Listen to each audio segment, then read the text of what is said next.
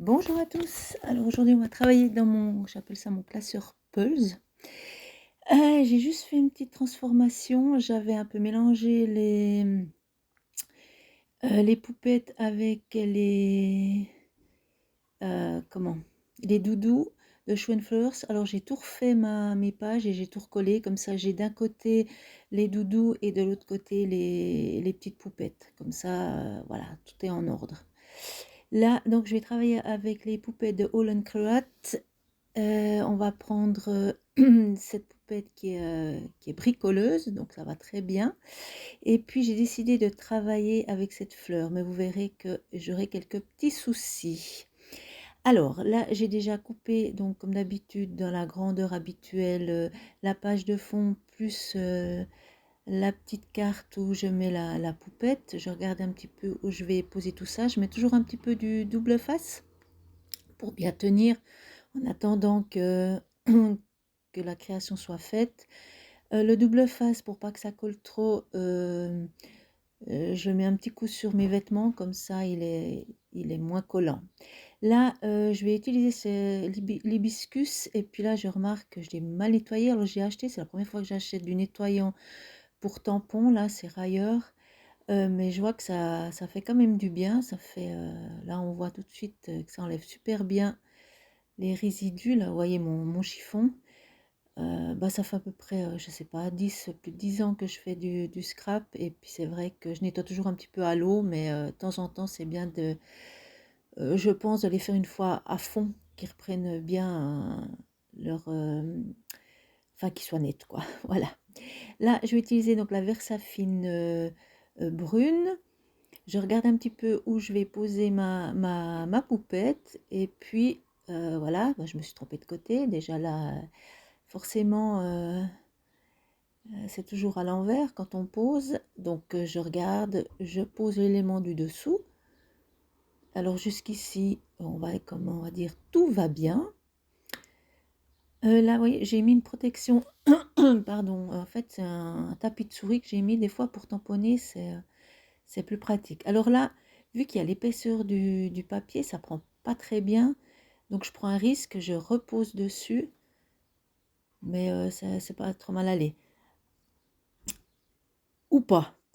Donc ça m'a pas plu, donc je retourne tout simplement les papiers, je remets un peu autrement et voilà, je pense que cette fois ça va aller un peu mieux, quoique, il y a toujours l'épaisseur du papier qui est pas très nette, donc je repasse quand même, je prends le risque. Si vous avez un ustensile, je sais plus le nom là, hem pour poser les tampons, c'est quand même plus facile. J'en ai un, mais comme, c'est toujours dans mes cartons, donc on va un petit peu, j'essaye quand même. Mais là, ça a pas trop mal fonctionné. Là, je vais poser ma poupette. Comme ça, je pose déjà les éléments principaux pour voir un petit peu ce que ça va, ce que tout va donner. Voilà, jusque là, ça va. Ici, là, je voulais faire en deuxième intention mon hibiscus et puis je regarde pour le poser, puis je me rends compte que c'est beaucoup, beaucoup trop grand, quoi. Ouais, non, ça va pas du tout. Alors là, je suis vraiment, dubitative, je sais plus trop comment faire. Donc je laisse tomber ça. Des fois, on part sur une idée, puis finalement on doit complètement changer. Heu, Souvent, moi, je réfléchis un petit peu ce que je vais faire la veille. Je regarde un petit peu, je sors mes éléments, je regarde un petit peu,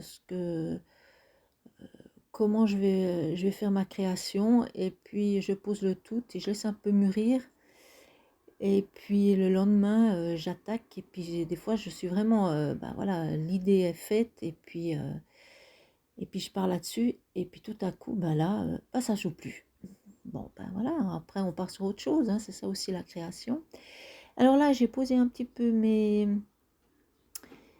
peintures, mes couleurs, je dois dire qu'au départ, oui, enfin, j'étais tellement motivée avec mon hibiscus que, là, voilà, j'ai posé, mais je me suis dit, «Ouais, c'était peut-être pas vraiment ce que je voulais faire», mais je voulais pas reprendre un papier, donc voilà. j'ai fait avec, mais finalement ça donne, vous verrez que ça donne, finalement je trouve que ça donne pas trop mal. Donc là, j'utilise mon pinceau à la vie. Donc les pinceaux à la vie, c'est les pinceaux où il y a euh, les petites rondelles en métal, là. Le pinceau à la vie, ça retient beaucoup d'eau. C'est fait aussi, surtout pour les aplats de couleurs aussi, c'est très pratique. Et puis l'avantage, celui-ci, il est pas trop épais, et puis il a comme une mine, enfin une mine. Les poils sont assez fins au départ, donc c'est très facile pour les détails. Alors les pinceaux à la vie sont relativement mous, donc ça nous permet d'avoir une plus grosse surface. Là, j'ai fait un petit mélange, je voulais rester dans les tons menthe, un petit peu. Donc j'y vais tout simplement, après, quand j'ai fait mon jus, je pose.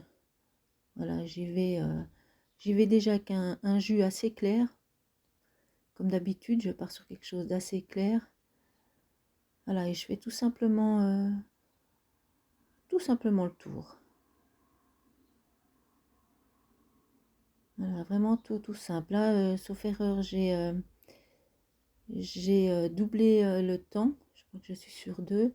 Et puis j'enlève un petit peu ce qui mord un petit peu sur mes motifs que je veux pas.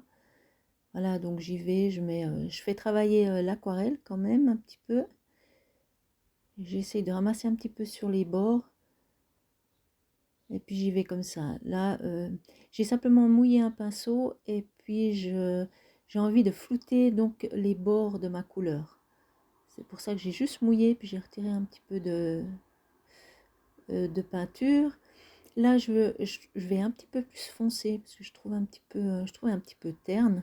Donc j'y vais, je rajoute au fur et à mesure les couleurs. Et en fait, je laisse l'aquarelle fuser toute seule.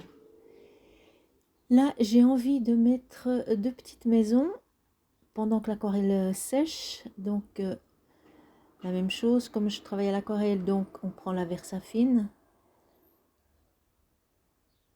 Et voilà, là je vais faire deux sortes de petites maisons.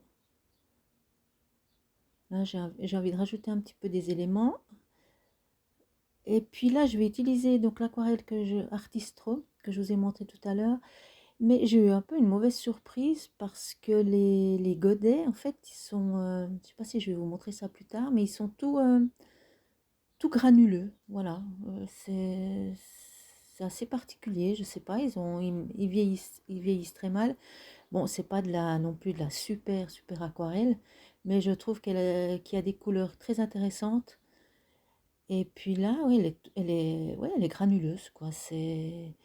Bon, je vais quand même continuer à l'utiliser, parce qu'il m'en reste quand même énormément, mais c'est vrai que ouais, elle réagit pas normalement, en fait. On va dire ça comme ça. Vous voyez, ça fait je sais pas. C'est un petit peu compliqué à faire des grandes surfaces.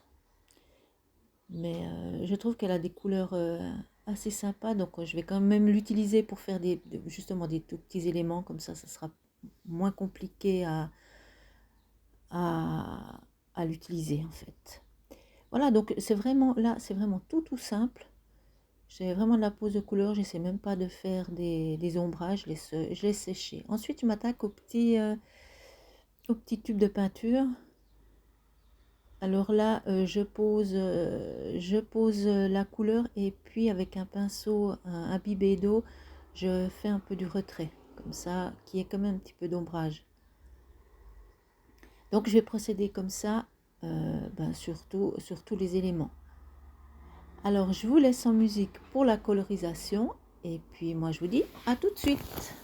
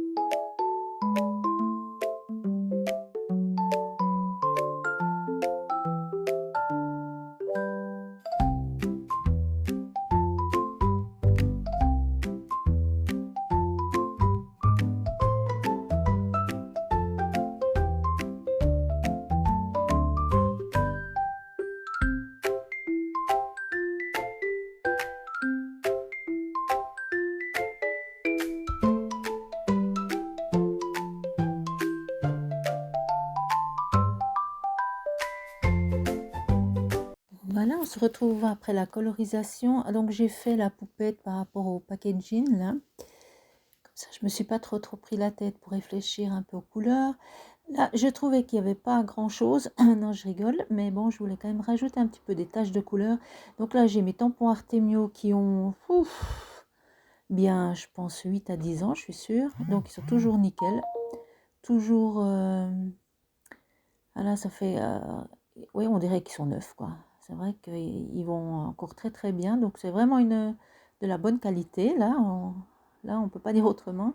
Donc, j'ai décidé de faire ton sur ton, des petites taches de peinture, au cas où il y aurait pas encore assez de choses. Et puis, évidemment, je vais rajouter mes 2 petites maisons, comme si c'était donc la poupette qui les avait peintes. Donc, je vais simplement les mettre en bas, juste à poser sur la carte de la poupette et une sur le fond de carte. On va dire ça comme ça. Voilà. Donc, je me suis vraiment pas pris la tête pour faire la colorisation. Voilà, tout simple. Donc, c'est la preuve que des fois, on part sur un projet et puis, et puis quand on arrive à la fin, on n'est vraiment pas du tout sur la même idée.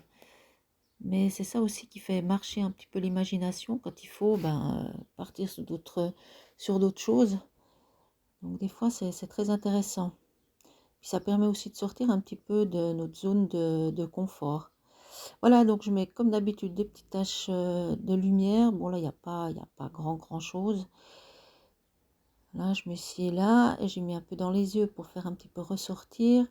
Et puis, bien entendu, le fond, parce que c'est pas une poupette qui vole. Et puis là, je vais faire une bordure, mais oui, j'ai fait avec de l'acrylique rose fluo. Et puis, je trouvais que c'était pas top. Alors, pour atténuer un petit peu ce rose, je suis repassée avec un stylo noir plus fin. Bon, je suis passée un peu vite parce que ça m'a encrassé mon crayon. Mais bon, et puis je fais juste aussi une petite bordure sur mon fond de carte. Voilà, donc tout simple à main levée. Et puis des gribouillis là pour un petit peu relever un peu tout ça. Et puis bien entendu, est-ce que voilà, je finis ici le tour pour bien marquer. Je trouve que ça ressort quand même mieux que ce rose. Et puis je trouvais qu'il manquait encore un peu quelque chose. Donc j'ai rajouté des petits points noirs. Je sais pas, je trouvais un peu trop coloré du coup. Donc je voulais un petit peu atténuer avec ces petits points noirs. Là, je vous montre, là je vais laisser tel quel. Voilà, donc après il n'y a plus qu'à poser dessus. Je vous montre de tout près. J'ai juste pas mis le mot create là sur la vidéo, mais vous le voyez sur la photo. Voilà, donc ma vidéo est terminée. Je suis désolée, mais je me rends compte que vous entendez les bruits de voiture. J'avais laissé ma fenêtre ouverte, je suis désolée, j'espère que ça ira quand même. Je ferai attention pour la prochaine fois.